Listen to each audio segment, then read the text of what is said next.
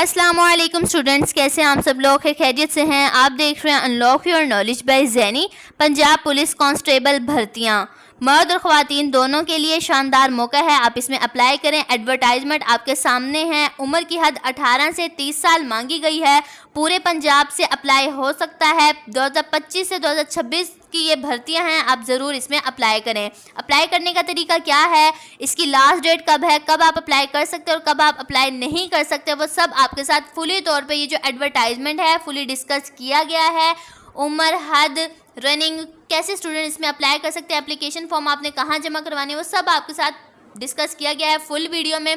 Full video हमारे channel पर दी गई है, वहाँ जाकर उसे वॉच कर लें। अगर आपको फिर भी नहीं मिलती तो वीडियो के नीचे डिस्क्रिप्शन में फुल वीडियो का लिंक दिया गया है, वहाँ जाकर उसे वॉच कर सकते हैं। और अगर आपको फिर भी कुछ समझ नहीं आई तो आप हमें कमेंट कर सकते हैं, आपको रिप्लाई दे दिया जाएगा। So what are you waiting, apply now.